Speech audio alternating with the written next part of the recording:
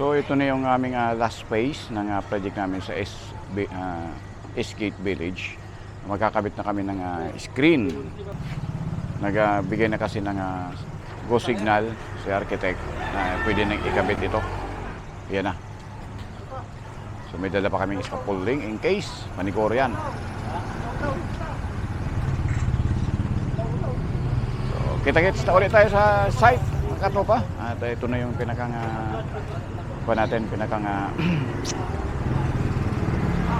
almost last na scoop. Itong screen kakapitan namin tapos i-hand over na namin sa client. So good morning. Andito na kami sa site Gate Village kung saan magbaba na kami ng mga screen. So ito yung ating project ngayon. So almost na talaga. So, puntahan din natin sa loob kung ano na ba itsura. Ayan. Ito yung ating service. Hindi na lang pala, turnover na.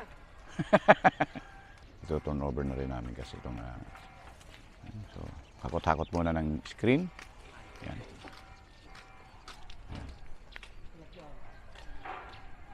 Tingnan nga natin dito sa isang side.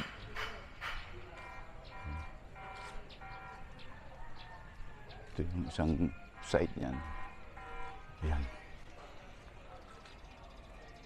So yan kasing mahaba na yan. Yan yung para doon sa sliding door. Pupasukin natin katupa. Bago tayo pumasok, shout out sa mga taga-subaybay ng aking YouTube channel, R.E. Glass. Yung mga hindi pa nakapag-share sa ating mga vlog, paki-share naman at paki-subscribe kung hindi pa kayo katupa nakapag-subscribe.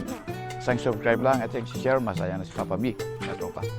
Hindi na tayo nakakagawa ng tutorial, so coming soon meron tayong gagawin ulit bagong tutorial regarding to sa 50 series, YC50 series na owning casement, and then 900 series naman na sliding window. So may corner window kami doon na gagawin, pero i-combination namin yung 900 series. So please watch, gagawin natin yan. Pero dito muna tayo, Gate Village. So let's punta tayo sa loob. So pasilip lang natin dito. Ito kasi video nasa left side ito ng bahay. So ito yung pinakita natin na owning window. Yan. Pero ang nakita nyo, yan sa baba na yan, fix yan.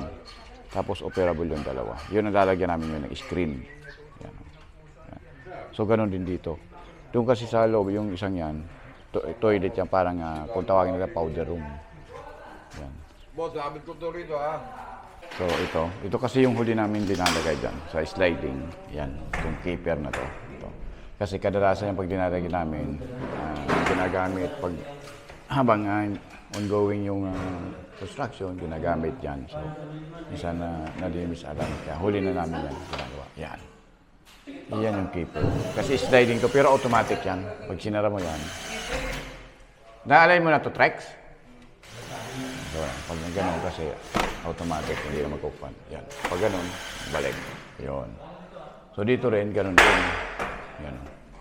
So, may dalawa kami dinalagay na kwan dyan. Dinalagay na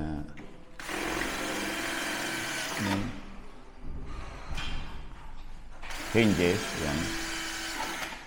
So, swing. Pag owning kasi swing. So, testing mo nga tayo. Lagay mo nga. Yan, swing. Angat. Yan. So, yan. Ito sa harapan kasi. Ito yung 4 panels namin. Kung makita nyo, yung magkabilang dulo nun. Kapix. Ang operable yan dito sa loob. Yan. Try natin isa. Wala nila mga yan. So, ang screen yan doon sa loob. Pero hard mesh ginamit namin. So, puntahan din natin yung iba. Pasilip din natin. So, yan dilinisan na namin yan ngayon. Cleaning, same time. Alignment. Lahat ng window, yung doors, i-alignment namin. Tapos sa handover na namin ngayon. So, pasok tayo. Pinakang yan. So, dito naman sa kabila, may naka-install sa mga dalawa. Sila may naglalagay ng screen. So, owning kasi yan. So, swing up yung ginagawa dyan. Pakita natin dito sa isa. Yan.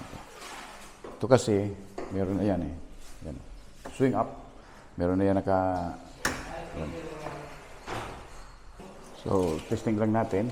Ito, up. Ito naman, swing. Yan.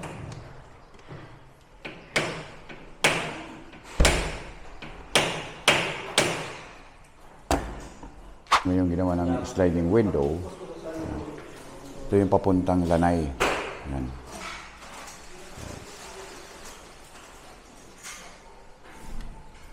Meron pa rin kaming kuwan doon, isang bintana doon sa dulo. Yan. Then, meron pa rin. So, dito sa isang kwarto, design namin dito, isang sliding. Ito kasi yung design ng ni architect. Yung design. So good. Maganda naman. Dito, casement. So, wise, maganda yung hangin ventilation. Dito naman sa common na toilet, dinigay namin dyan na owning din. Pero dito sa hallway, kung tawagin niya ito, yan, casement din. So, gano'n din, center open din ginamit natin. Dito naman, parang same lang yung ating design. Yan, sliding. Yan. And then, casement dito. Yan. Ito yung stair. So, sliding yung ginamit namin dyan.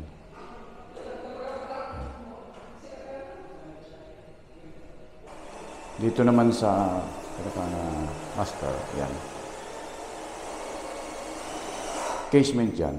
Same time, casement dito. So ito kasi nakaposte kami dyan ng 3x3. Pinuste namin 3x3 tubular yan. Yan. Then, parehas operable yan. Yan.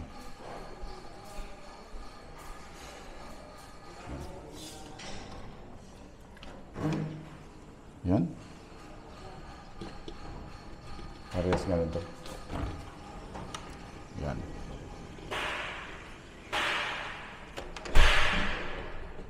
Then dito ganun din.